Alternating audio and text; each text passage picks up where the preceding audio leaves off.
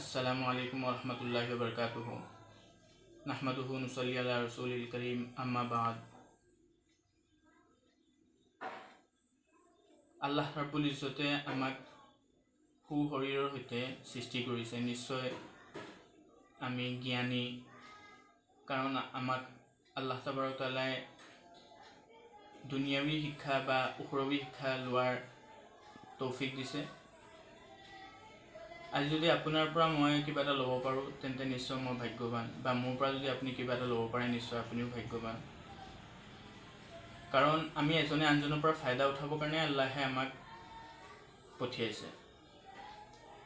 মই বেছি দীঘল নকৰি আমাৰ অসমীয়া সমাজত অসমীয়া বুলিলে মাসাইলসমূহ বা যিখিনি আমাৰ প্ৰয়োজনীয় বস্তু যেনে নমাজ, ৰোজা, হজ, যাকাত, তাহাৰত, এই বস্তুখিনি আমি অসমীয়াত সাৰ্চ কৰিলে ক'তো নাপাওঁ। তাৰ প্ৰয়োজনীয়তা উপলব্ধি কৰি মই এজন সৰু ব্যক্তি যদিও তথাপিও চেষ্টা কৰিম যে আমাৰ মুছলমান ভাই বন্ধুসকল, খাস কৰি যিসকল অসমীয়া খিলঞ্জীয়া, সেইসকলে যাতে এই মাসাইলসমূহৰ পৰা ফায়দা উঠাব পাৰে। কাৰণ হাদিছ শৰীফত আহিছে, তালাবুল ইলমি ফৰিদাতুন আলা কুল্লি মুছলিম व মুছলিমাতিন। হাৰ মুছলমান নৰনাৰীৰ ওপৰত ইলিম অৰ্জন কৰাটো বাধ্যতামূলক হয়। এজন মানুহ মৌলানা, কাৰী, হাফিজ, মুফতি, কাজী হৈ যোৱাটো এইটো ফৰ্জে আইন নহয়, এইটো ফৰ্জে কিফায়া হয়। আৰু ফৰ্জে আইন হয়, এজন মানুহে যদি নমাজ পঢ়িব হয় তেওঁ তাহাৰতৰ মাছলা গম পাব লাগিব, নমাজৰ ফৰজ কেইটা গম পাব লাগিব, নমাজৰ ভিতৰত ৱাজিব কেইটা গম পাব লাগিব, নমাজৰ ফৰজ এৰ খাই গ'লে কি হয় সেইটো গম পাব লাগিব। এজন মানুহ হজ কৰিলে হজৰ মাসাইলখিনি গম পাব লাগিব, জাকাত দিলে জাকাতৰ মাসাইলখিনি গম পাব লাগিব, ৰোজা ৰাখিলে ৰোজা কি কাৰণত এৰিব পাৰি বা ৰোজা কি কাৰণত ভংগ হৈ যায় সেই মাসাইলসমূহ জানিব লাগিব।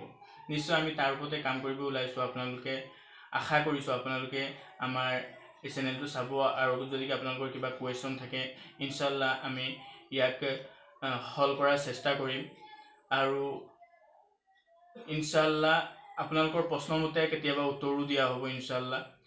যেনে মই এটা মাছলাৰ এক্সাম্পল দিব বিচাৰিছোঁ, তেনে আমি বহুত মাসাইলৰ পৰা বহুত শৰীয়তৰ কথাৰ পৰা আমি অকণ দূৰত আছোঁ, বা আমি নাজানো, বা আমি সুধিলেও শুদ্ধ উত্তৰটো নাপাওঁ, কাৰোবাক সুধিলেও আমি শুদ্ধ উত্তৰটো নাপাওঁ। ইনশাল্লাহ আমি শুদ্ধকৈ দিয়াৰ চেষ্টা কৰিম। এজন মানুহ, ফৰ এক্সাম্পল, এজন মানুহ ইমাম সাহেব যেতিয়া ৰুকুত গৈ পাইছে, এজন মানুহে অকণ খৰখেদাকৈ আহিছে, আহি মেলি ৰুকুত তেওঁ নমাজত জইন হ'ব বিচাৰিছে। এতিয়া জল্দাজল্দিত খৰখেদা কৰাৰ কাৰণে কেতিয়াবা এনেকুৱা হৈ যায়, তেওঁ তকবীৰ যেতিয়া কয়, আল্লাহু আকবাৰ বুলি কয়, আল্লাহটো খাৰা থকা অৱস্থাত কয়, কিন্তু আকবাৰটো তেওঁ ৰুকুলে যাওঁতে যাওঁতে কয়। আৰু কেতিয়াবা এনেকুৱা হয় তহৰিমাটো বান্ধে, নহ'লে কেতিয়াবা নেবান্ধে। এতিয়া আমি জানিব লাগে যেন আমি প্ৰথম কথা যেন আমি মছজিদত গ'লে আমি খৰখেদাকৈ যাব নালাগে। 2 নম্বৰতে আমি যেতিয়া নমাজত আৰম্ভ কৰিম, নমাজ আৰম্ভ কৰোঁতে তকবীৰে তহৰিমা যেতিয়া পঢ়ি পিনি আমি আৰম্ভ কৰিম, অৰ্থাৎ আল্লাহু আকবাৰৰ সৈতে যেতিয়া নমাজ আৰম্ভ কৰিম, তেতিয়া আমাৰ কিয়ামটো ফৰজ হয়, মানে খাৰা হোৱাটো ফৰজ হয়। খাৰা হৈ থকা অৱস্থাত আমি নমাজ আৰম্ভ কৰিব লাগিব। যদি আমি ৰুকুত গৈ থাকোঁতে আমি আল্লাহু আকবাৰ বুলি কওঁ আৰু ৰুকুত অলৰেডি মই ৰুকুত আকবাৰ কোৱাৰ পিছত মই ৰুকুত আছোঁ, তেন্তে মোৰ নমাজ হোৱা নাই, নমাজ মোৰ আৰম্ভ হোৱা নাই। আৰু যেতিয়া নমাজ আৰম্ভই হোৱা নাই তেন্তে মোৰ নমাজ সেই নমাজটোৱেই নহ'ব। এইটো একদম ক'ব গ'লে এটা সাধাৰণ কথা, কিন্তু আমি অৱহেলাৰ কাৰণে বা আমি নজনাৰ কাৰণে আমি গম নাপাওঁ, আৰু গম নোপোৱাৰ কাৰণে আমাৰ নমাজ কেতিয়াবা নহয়।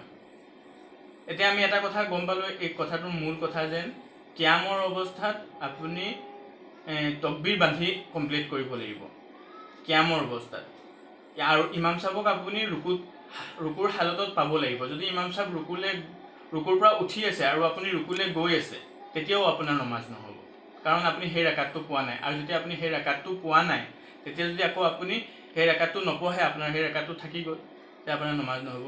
ইনশাল্লাহ আমি এনেকুৱা কিছুমান মাসাইল দাঙি ধৰিম পাক পবিত্ৰতাৰ বা নমাজৰ, যিখিনি মাসাইলৰ পৰা ইনশাল্লাহ আমাৰ মা ভনীসকলক বা আমাৰ বন্ধুসকলক, ভাই ককাইসকলক, বুজুৰ্গসকলক ইনশাল্লাহ ফায়দা হ'ব ইনশাল্লাহ।